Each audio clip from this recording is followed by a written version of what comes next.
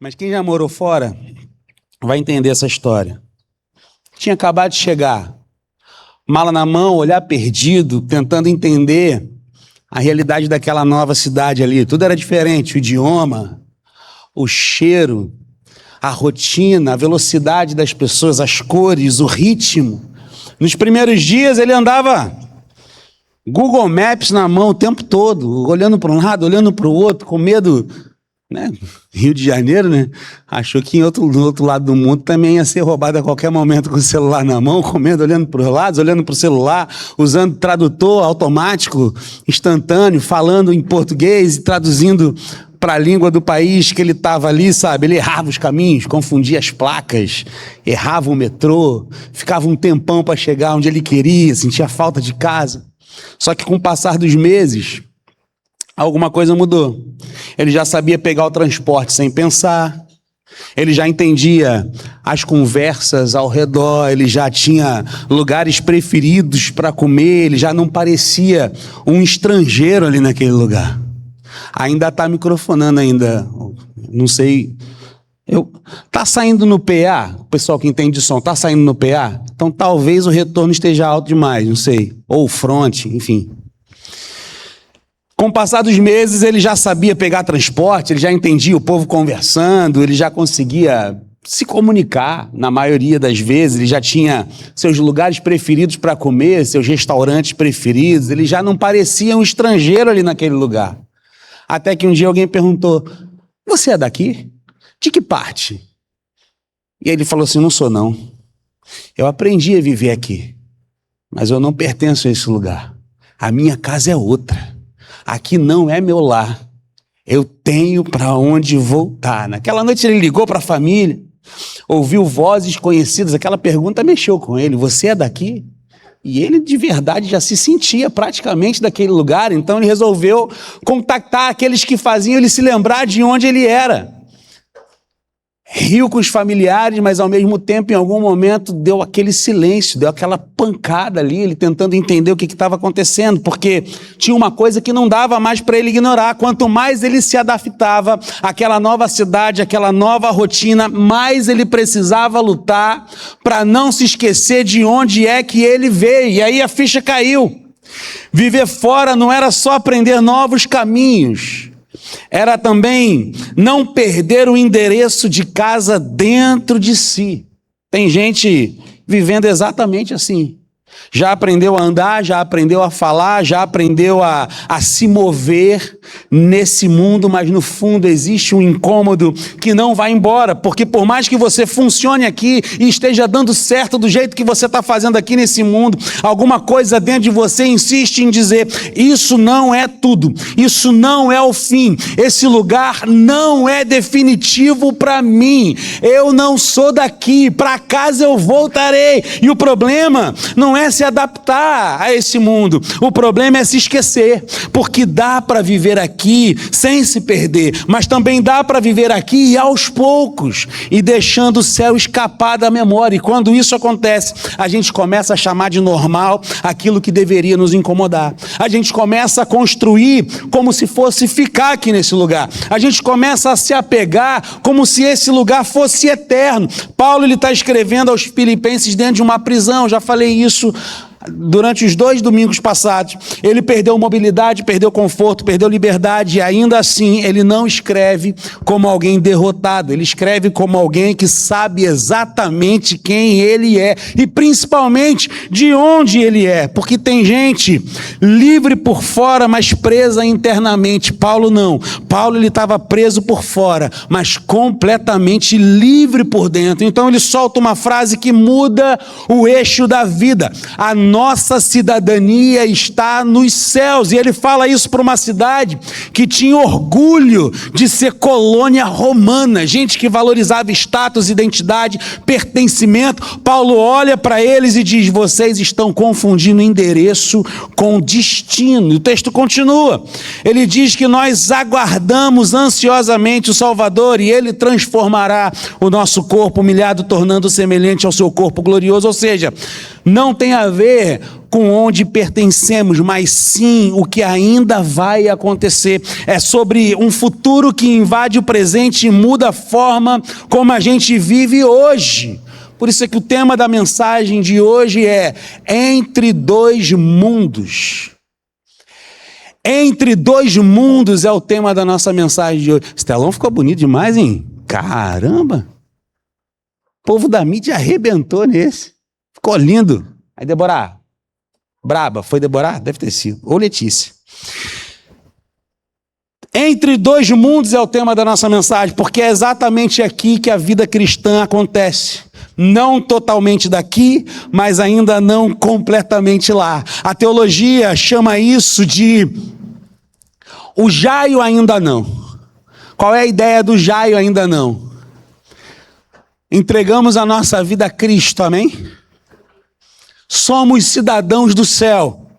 Vivemos o céu, mas ainda não. Já estamos vivenciando o reino de Deus, mas ainda não. Porque ainda vamos viver plenamente. Ainda vamos viver o céu plenamente um dia. Outro exemplo. Fomos salvos lá na cruz do Calvário, certo? Sim ou não? Me ajuda, gente. Estamos sendo salvos agora, porque a graça chegou até nós e nós respondemos positivamente a essa graça. Estamos sendo salvos agora, sim ou não? Mas seremos salvos também naquele grande dia, quando ele disser: vinde benditos do meu Pai, possuam o reino que eu vos preparei desde a fundação do mundo. Fomos salvos, estamos sendo salvos, seremos salvos. É o já ainda não. Teologicamente, esse é o nome que se dá. É o já e o ainda não. E viver nesse meio, ele exige muito mais do que adaptação. Ele exige consciência, exige decisão, exige coragem. Porque ou você vive aqui lembrando de lá, ou você vive aqui esquecendo de lá. E essa escolha, ela vai aparecendo na forma como a gente vive. Filipenses capítulo 3, do 20 ao 21. Primeiro ponto que nós aprendemos sobre esse texto é o seguinte: quem vive entre dois mundos não constrói sua identidade aqui. Quem vive entre dois mundos não constrói a sua identidade aqui. Filipenses 3, 20 e 21, Paulo começa com uma afirmação muito poderosa: a nossa cidadania está nos céus. 3:20, a parte A do versículo.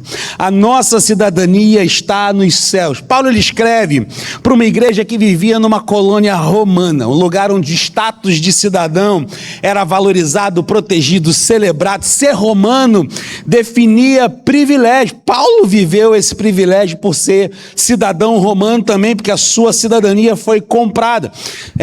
Ser cidadão romano definia privilégios, linguagem, comportamento. Era uma identidade forte. Ser cidadão romano era muito importante para aquela sociedade que vivia no Império Romano. Paulo ele olha para esse cenário e diz: é muito bom que vocês se orgulhem de serem cidadãos romanos aqui em Filipos, nessa cidade que se orgulha de ser uma colônia romana. Mas eu quero dizer um negócio para vocês: existe uma cidadania que é muito maior do que essa. Existe uma cidadania muito mais alta, mais definitiva. Vocês não pertencem a essa cidade, vocês pertencem a um outro lugar. Isso não é uma ideia abstrata da cabeça de Paulo. Entenda, a cidadania, ela moldava o jeito de viver. Quem era cidadão de Roma, ele carregava Roma com ele, por onde quer que ele fosse. Ele falava a língua de Roma, ele vivia as culturas de Roma, por onde ele passava. Paulo ele pega essa imagem e ele eleva, e ele está dizendo o seguinte: se quem é cidadão romano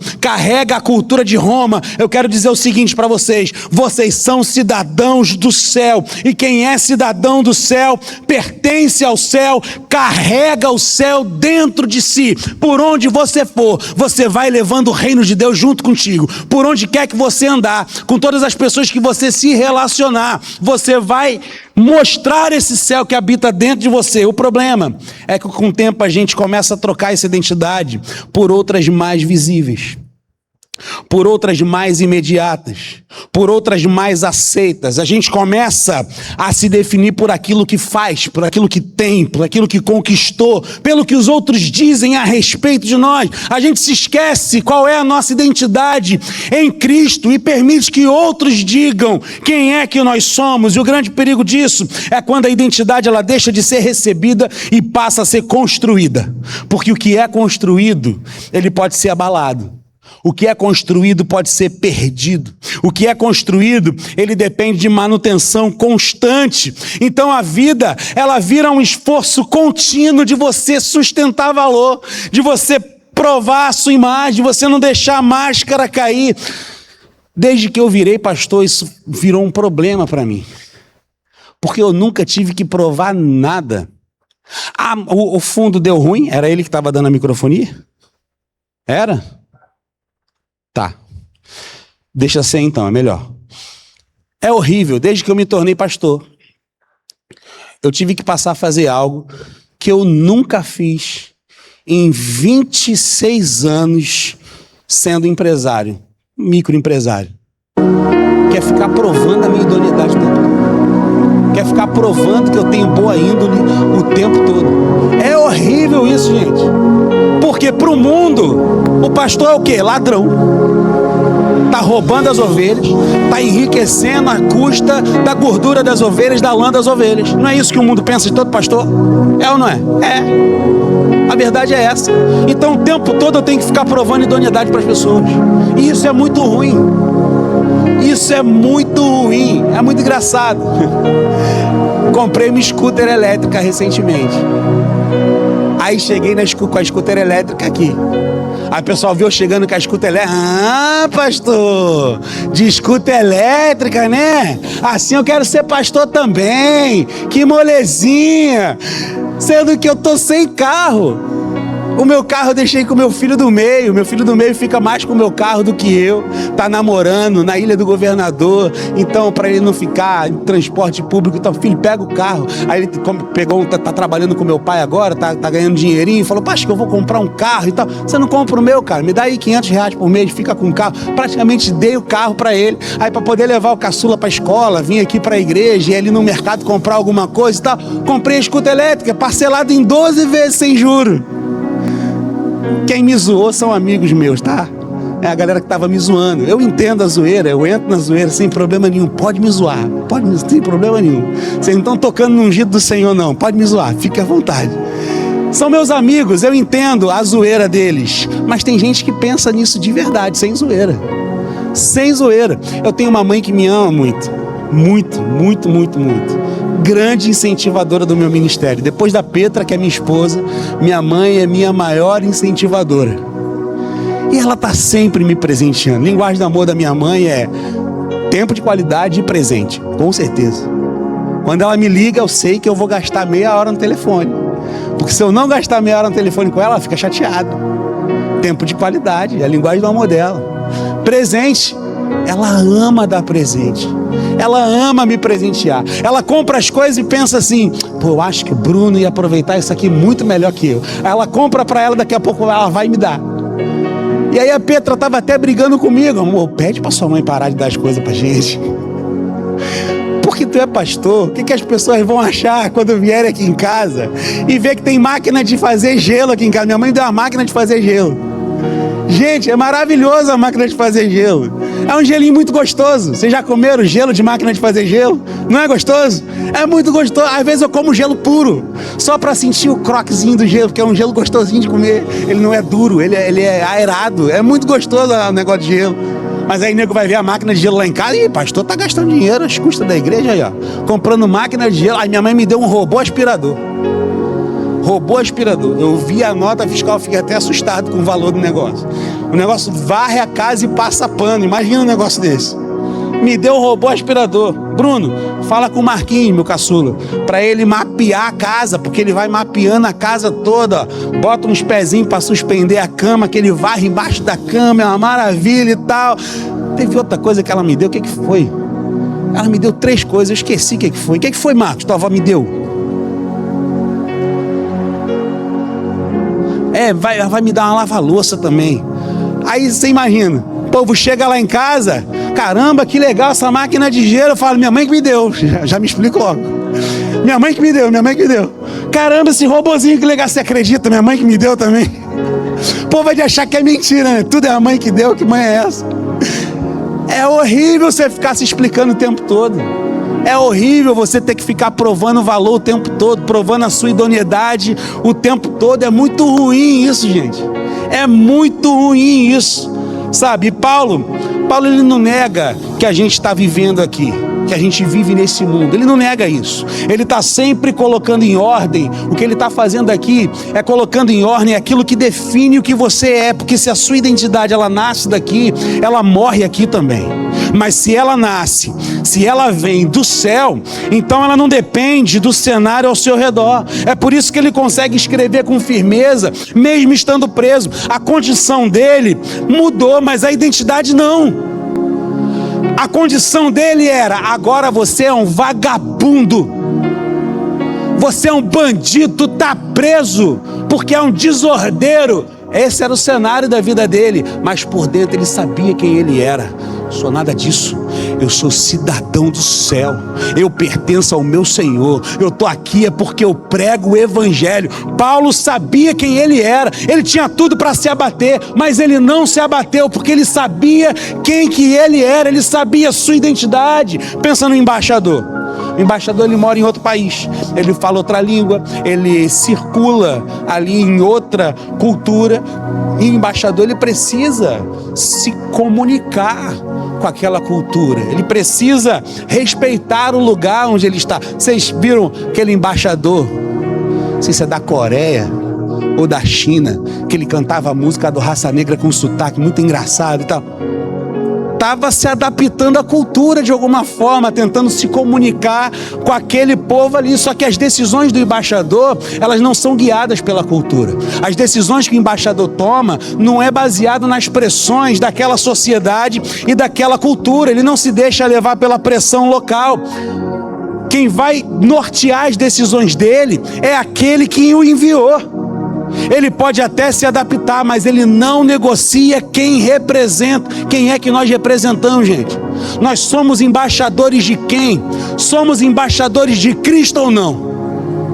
É a Ele que a gente deve obediência a qualquer coisa, e não às pressões do mundo. Para de ceder às pressões do mundo para se encaixar nessa sociedade. Obedeça somente àquele que é o seu rei. Você é embaixador dele, e não da cultura, e não de nada que está ao seu redor. Somos embaixadores da parte de Cristo. É a Ele que nós devemos obediência. É a Ele, aos interesses dele que nós lutamos e pleiteamos. Agora traz isso pra gente. Traz pra nossa realidade. Tem gente que já se adaptou tanto que nem lembra mais o que representa. Já ajustou o discurso, já ajustou o comportamento, já ajustou valores. Começou pequeno, quase imperceptível, esses pequenos ajustes ali. É um detalhezinho aqui que eu mudei, é outro detalhezinho ali que, isso aqui não tem nada a ver, o que tem fazer isso aqui? Quando percebeu, já não estava mais só se ajustando, já não era mais adaptação, era assimilação. Ele começa a assimilar aquilo que a cultura está impondo para ele. Isso aparece em coisas muito simples, na forma de reagir quando nós somos confrontados, é na maneira de lidar com dinheiro, é no jeito de se posicionar nas conversas, é no tipo de conteúdo que alimenta a mente. Pequenas escolhas que, quando junta tudo, vão moldando uma identidade que não reflete o céu, reflete o ambiente que você está inserido. Quem vive entre dois mundos precisa decidir repetidamente de onde vem a sua identidade.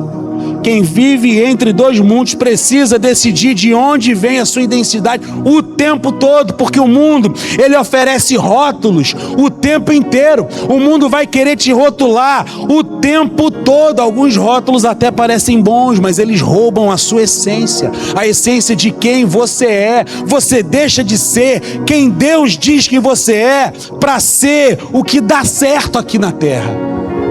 Deu certo, bola para frente. Tá dando certo, vamos seguir tocando. Só que agora eu preciso ser direto aqui.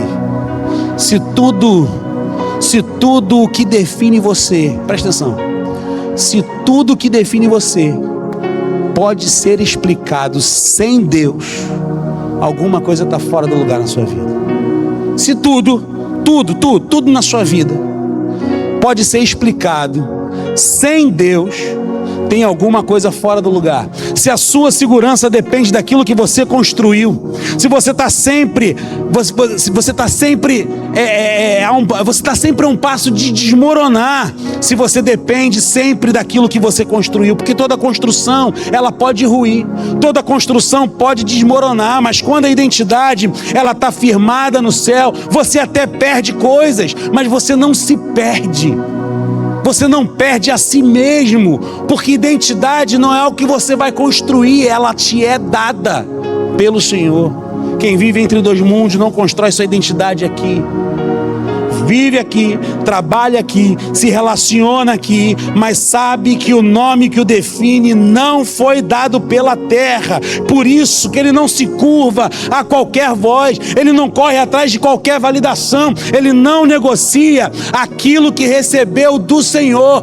Você é cidadão do céu, você é meu filho amado, que me dá muitas alegrias, você é perdoado, escolhido, você é aquilo que eu digo que você é. Segundo lugar que Filipenses 3, de 20 e 21 nos ensina, é que quem vive entre dois mundos não se acomoda com o que vê aqui. Quem vive entre dois mundos não se acomoda com o que vê aqui. Paulo ele continua na parte B agora do versículo 20: de onde aguardamos ansiosamente o Salvador, o Senhor Jesus Cristo. Essa é uma expressão muito forte. A nossa cidadania está nos céus, mas nós ainda estamos aqui na terra. Nós pertencemos ao céu, mas ainda pisamos no chão. Nós temos uma pátria definitiva, mas ainda caminhamos por ruas quebradas, casas cansadas, corpos frágeis e dias difíceis. É por isso que o cristão ele vive uma espécie de saudade santa. Ele ama, serve, trabalha, planta, constrói, abraça, cuida, sorri, celebra, mas ele sabe que este mundo do jeito que está não pode ser o fim da história. Existe algo nele que geme, existe algo em nós que geme, existe algo na criação inteira que parece dizer: ainda não chegamos, não é aqui, existe um outro lugar, eu sinto falta desse lugar, eu não sou daqui, para casa eu voltarei. O perigo é quando a gente para de aguardar. Paulo diz que aguardamos ansiosamente o Salvador. Não é uma espera fria, não é uma espera distante, indiferente, é expectativa, é desejo, é o coração inclinado para a volta de Cristo. Mas quando a terra ela começa a ocupar espaço demais dentro de nós, essa espera vai ficando fraca, a eternidade vai virando doutrina distante, a volta de Cristo ela vai virando assunto de aula e não uma esperança viva. O pessoal vai falar de volta de Jesus, ele vai lá para a escatologia, um termo da teologia que fala sobre o fim de todas as coisas. E aí quando fala da volta de Jesus, ao invés do cara falar de esperança, que é o que realmente significa o Apocalipse, o grande tema do Apocalipse é esperança. Um dia vamos morar com o Senhor, um dia vamos morar no lugar onde não haverá mais pranto, não haverá mais dor, e Ele enxugará dos olhos toda lágrima. Será uma nova cidade, novo céu, nova terra. Não é esse sofrimento que você vive hoje. Esperança é a grande palavra do Apocalipse. Aí o cara quer falar de escatologia, ele quer falar não, porque eu sou pré-tribulacionista, eu sou mesotribulacionista, não, é porque eu sou pós-tribulacionista, não, eu sou de que não vai ter tribulação nenhuma, eu sou milenista, não, eu sou amilenista, o outro é amilanesa e o outro é pós-milenista. É pós-milenista, eu sou preterista parcial, não, eu sou futurista dispensacionalista, eu sou aliancista. O cara discute um monte de coisa, mas não fala do tema principal da volta de Jesus, que é a esperança, uma teologia da esperança, para trazer esperança para um povo que anda aflito, que anda em dores, que anda sendo fiel a Cristo, mas não consegue vislumbrar algo bom aqui nessa terra, para essas pessoas que já estão cansadas cansadas. A palavra do Apocalipse é esperança. A palavra da volta de Cristo é esperança. Há esperança para você. Então a gente se acomoda, a gente começa a aceitar como normal aquilo que deveria nos ferir. A gente normaliza o pecado, a gente normaliza a frieza espiritual, normaliza uma fé que já não tem mais lágrimas, uma adoração sem entrega, uma vida cristã sem saudade de Cristo. E o coração, ele vai ficando domesticado por um mundo que não sabe para onde está indo. A gente quer melhorar um lugar que é de passagem, a gente quer construir coisas num lugar onde a gente não vai ficar. Imagina você tirar 30 dias de férias e pela primeira vez na vida você conseguiu juntar um dinheirinho, ou então você conseguiu um crédito com algum cartão de crédito ou com algum banco, alguma coisa assim, porque a gente que é pobre só desse jeito para poder conseguir as coisas. E aí você consegue, com esse crédito que você conseguiu, ou então um dinheirinho que você conseguiu juntar, vamos supor que você é um pobre que é organizado financeiramente, você conseguiu juntar, e aí nas suas férias você resolve alugar uma casa no Airbnb. Legal, né? Você aluga uma casa no Airbnb, sei lá, em Angra, ou Arraial do Cabo. E aí você vai lá passar com a sua família. E aí lá tá muito maneiro. Ventilador nos quartos, alguns até ar-condicionado, Wi-Fi. Você vai lá e arruma sua mala, toma seu banho, descansa, passeia, come. Você agradece a Deus por ter conseguido alugar aquela casa ali no Airbnb, mas ninguém compra um sofá para uma casa alugada no Airbnb, não é? Ninguém compra quadro para decorar as paredes de uma casa alugada no Airbnb. Por quê? Não ficaria mais confortável com o sofá? Mas você não compra, porque aquilo é um lugar de passagem. Você não vai ficar muito tempo ali. Você sabe que ali não é o seu lugar. Você sabe que tem uma casa te esperando. É a sua casa. Na sua casa você vai ter de tudo. Então para que ficar investindo no Airbnb que você alugou se você vai passar lá 15 dias e olhe lá? Sabe, não tem problema você aproveitar o máximo do Airbnb. O problema é esquecer que existe uma casa te esperando. A igreja precisa ouvir isso com carinho, mas também com firmeza. Alguns estão cansados e para esses que estão cansados, esse texto ele consola. Jesus vem. A dor não é a última palavra. A injustiça não vai ficar sentada no trono para sempre. O luto não será eterno. Jesus vem. A fraqueza não será sua morada definitiva. Nós aguardamos o Salvador. Aleluia. Mas para outros essa palavra ela pega um pouco diferente. Alguns estão confortáveis demais e para esses o texto confronta. Será que você ainda está aguardando a volta de Cristo mesmo? Será que ainda existe em você fome pela presença de Cristo? Será que o céu ainda pesa nas suas decisões? Ou você aprendeu a viver tão bem, sem pensar na eternidade, que a volta de Cristo até meio que atrapalha seus planos? Pertencemos ao Senhor, amém? Somos cidadãos dos céus, amém? Vamos morar com Cristo, amém? Mas vamos hoje. Olha, tem uns crentes aqui bravos demais. Estavam de manhã, com certeza. Com certeza estavam de manhã. Se encontrar com o Senhor hoje, ninguém quer. Todo mundo quer realizar seus planos. Todo mundo quer realizar seus sonhos. Eu quero ver a Manuzinha crescer. Fiz a apresentação dela.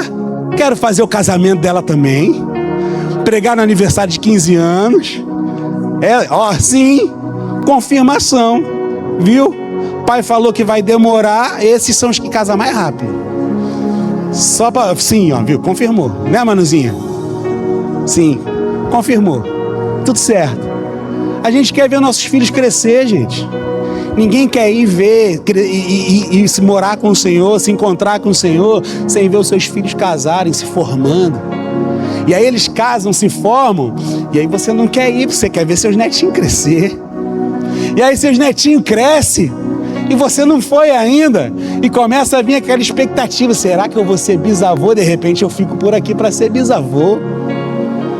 Às vezes a gente não fala da volta de Cristo, porque a volta de Cristo, ela atrapalha os nossos planos. Isso é um problema, porque quem vive entre dois mundos não despreza a terra, obviamente. Não tem problema nenhum querer viver todas essas coisas, só que também não faz da terra o seu paraíso, não faz da terra o seu céu, sabe? Não abandona a responsabilidade, mas também não transforma as responsabilidades em ídolos. Não foge da vida, mas também não se ajoelha diante dela. Ele trabalha com as mãos na terra, mas os seus olhos permanecem fitos no céu, porque aguardar o Salvador não é você cruzar os braços, não.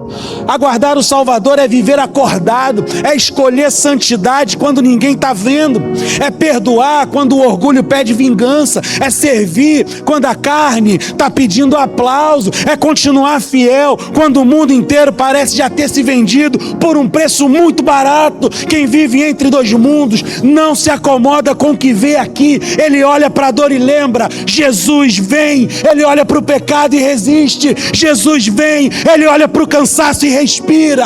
Jesus vem, olha para a própria alma e declara: eu ainda não estou em casa, mas o meu Salvador, Ele está a caminho. Eu espero por Ele. Aleluia!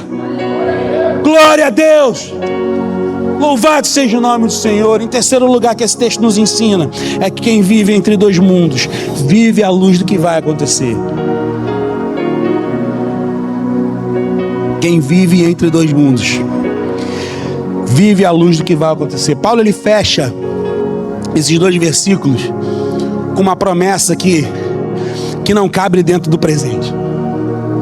Ele diz, versículo 21: Ele transformará o nosso corpo humilhado, tornando-o semelhante ao seu corpo glorioso. Ele transformará o nosso corpo humilhado, tornando-o semelhante ao seu corpo glorioso. Ele aqui não está oferecendo alívio momentâneo, não é isso que Paulo está dizendo a respeito de Jesus. Ele está apontando para o futuro, que invade o agora e redefine cada escolha nossa, cada reação, cada esperança.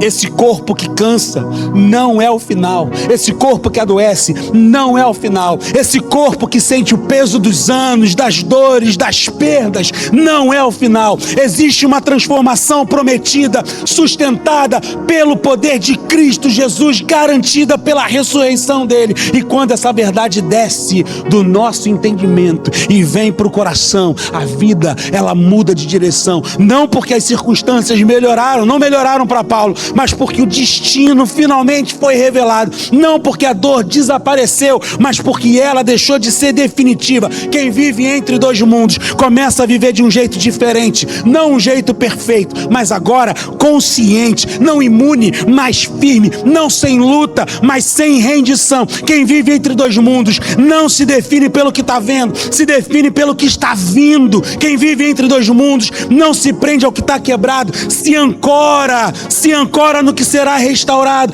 Quem vive entre dois mundos não negocia sua fé para aliviar o momento, sustenta a sua fé por causa daquilo que está por vir, porque o futuro em Cristo não é incerto, ele não é uma possibilidade, não é uma tentativa.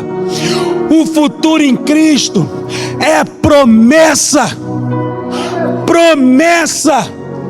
E promessa, quando vem de Deus, não volta vazia. Ela atravessa o tempo, ela atravessa a dor, ela atravessa a dúvida e chega inteira no seu destino. Os heróis da fé, todos morreram sem ver a promessa se cumprir. Você pode até não ver a promessa se cumprindo, mas ela se cumpre, porque foi o Senhor quem prometeu. Então quem vive entre dois mundos aprende a olhar para a própria vida com outros olhos. Olha para o corpo cansado e lembra de um corpo que será glorificado.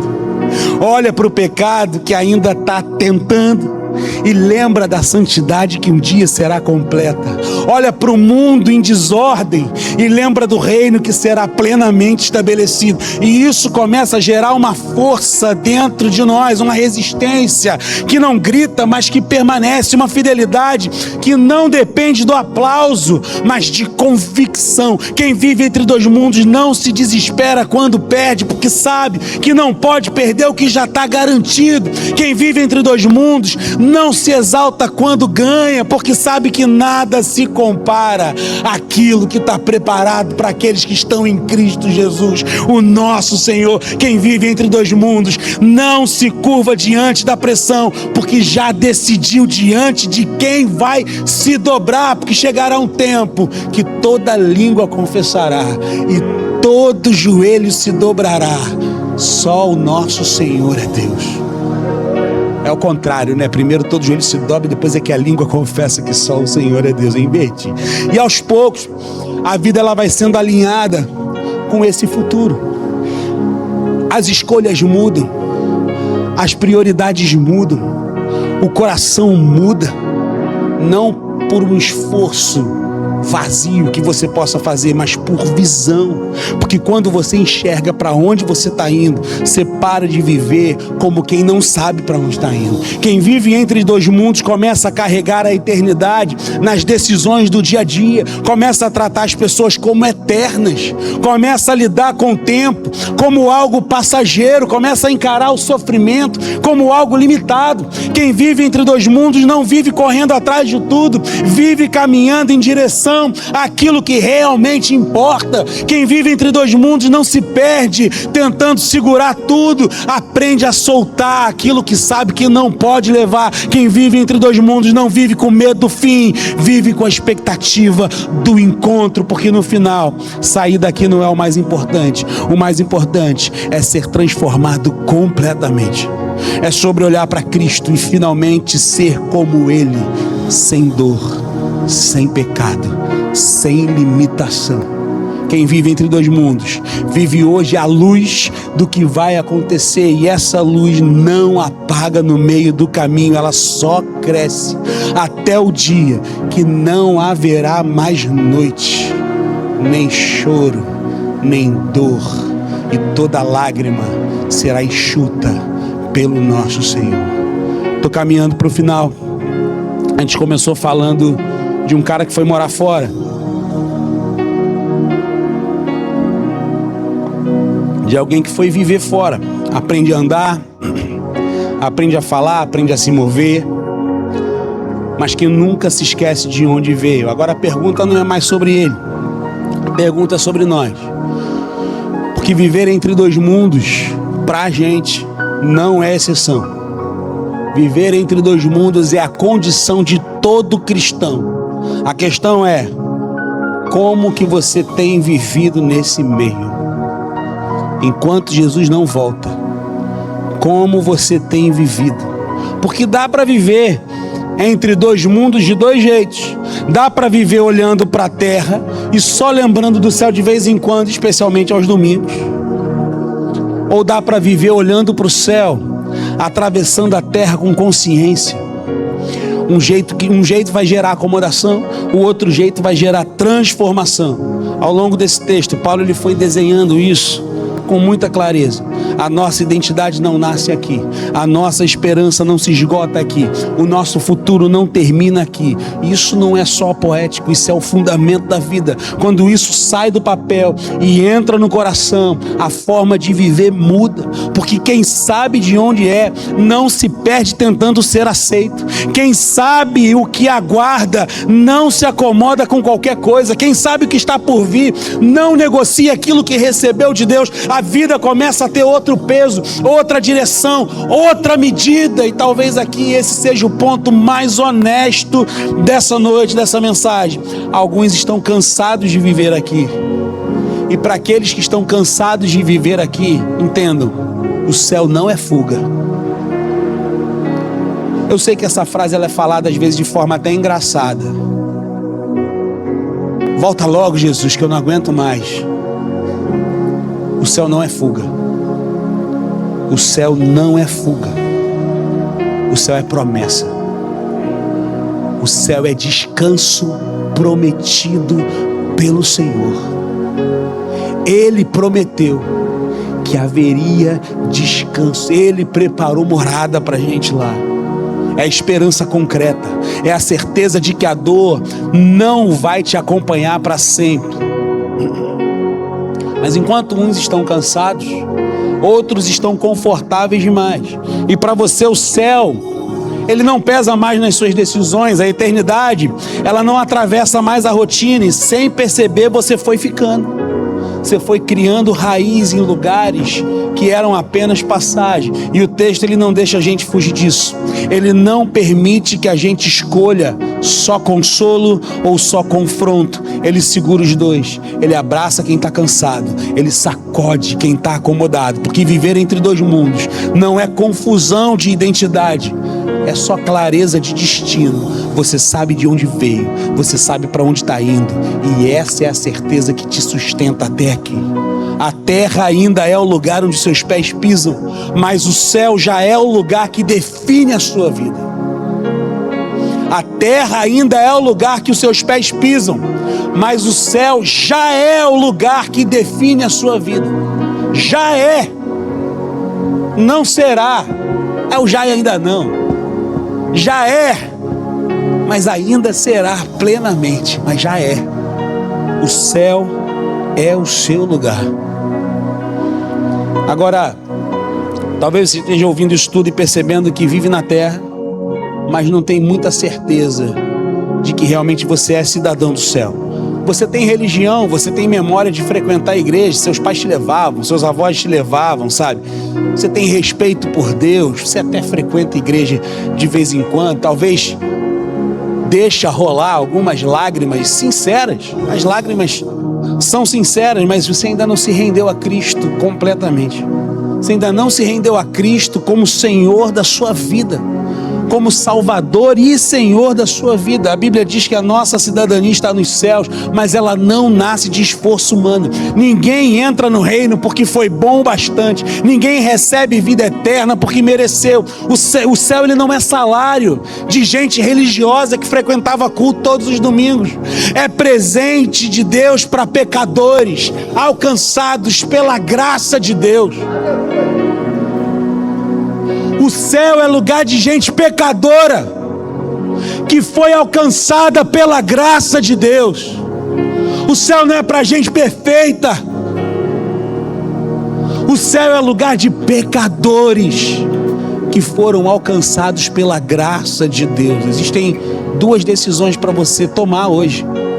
Essa graça que chega para a sua vida agora, o Espírito Santo tocando no seu coração agora. Você tem duas decisões. Uma, você recebe essa graça e entrega a sua vida nas mãos do Senhor. Outra, você rejeita essa graça e você pode viver eternamente longe do Senhor. Essa é a consequência. Porque o céu é real. O céu existe. Mas o inferno também. Pastor, por que Deus criou o inferno? Deus é ruim? Deus não criou o inferno para ser usado. Ele criou o inferno para ser justiça. Um dos atributos de Deus é ser justo. Ele não seria justo se não existisse o inferno. O inferno não é aqui. Talvez alguma religião tenha te ensinado que o inferno é aqui. Entrega a sua vida para Jesus, para você morar com Ele um dia, porque aqui é o inferno. Não é. Não é. Inferno é separação total entre você e Deus. Aqui pode ter um monte de coisa ruim. Pode ter sofrimento, pode ter dor, pode ter um monte de coisa que você não consegue entender por que existe. Mas aqui ainda não é o inferno, porque a graça de Deus está sobre esse lugar. Graças aos filhos de Deus que habitam na terra, a graça do Senhor alcança todo mundo. Até quem blasfema contra Deus é alcançado por essa graça. Porque onde os filhos de Deus estão, existe uma luz, um farol que ilumina todos aqueles que estão próximos. Então essa graça, ela acaba sendo derramada por toda a humanidade. A decisão é, como que você vai responder a essa graça? Positivamente ou negativamente? A decisão está nas suas mãos. Essa graça, ela tem um nome: Jesus Cristo de Nazaré. Ele veio até nós. Ele morreu numa cruz pelos nossos pecados. Ele ressuscitou com poder e autoridade. E hoje Ele te chama para uma nova vida. Não para uma vida perfeita. Esquece isso, isso não existe. Uma vida perfeita aos seus próprios olhos você nunca vai ter. Mas uma vida perdoada, uma vida reconciliada e conduzida por Ele. Então o convite aqui é muito simples. Pare de viver como se esse mundo fosse a sua única casa. Entregue a sua vida ao Senhor, confia nele e tudo Ele fará. Receba o perdão que vem dele, receba essa nova identidade, receba esperança pela fé. Hoje você pode dizer: eu ainda estou aqui, mas agora eu pertenço a Cristo, e quem pertence a Cristo tem casa, tem futuro, tem Salvador, porque Ele tem preparado morada no céu pra gente. Qual vai ser a sua decisão? Vai continuar rejeitando essa graça que te alcança hoje através da palavra que foi pregada? Ou você vai se entregar a essa graça e enfim dizer: Senhor, eu quero pertencer a Ti. Hoje é dia de parar de só ser amigo da fé e se tornar filho de Deus. Filho de Deus. Nós nos tornamos filhos de Deus por adoção. A gente não é filho de Deus só porque Ele criou a gente, não. Só porque Ele fez a gente, não. Nós nos tornamos filhos de Deus quando entendemos que Ele de fato, que o Senhor Jesus é o Filho de Deus que foi enviado à terra para morrer no nosso lugar. Através da nossa fé em Cristo Jesus é que nos tornamos de fato filhos de Deus. Antes disso somos só criaturas lindas, muito bem criadas. Só criatura. Filho tem que crer no Senhor Jesus como seu único e suficiente Salvador. Eu não entendo essa lógica, eu acho engraçado. As pessoas falam assim: pai não é quem faz. Ou seja, pai não é o pai biológico. Pai é quem cria. É ou não é? Não falamos isso? Mas quando a gente fala a respeito de Deus, só porque Ele fez a gente acha que é filho? Como? Como que é filho sem ter um relacionamento com Ele? Hoje o meu convite não é para você ter mais uma religião, mas é para você ter um relacionamento com Deus e se tornar um cidadão do céu, filho amado do Senhor.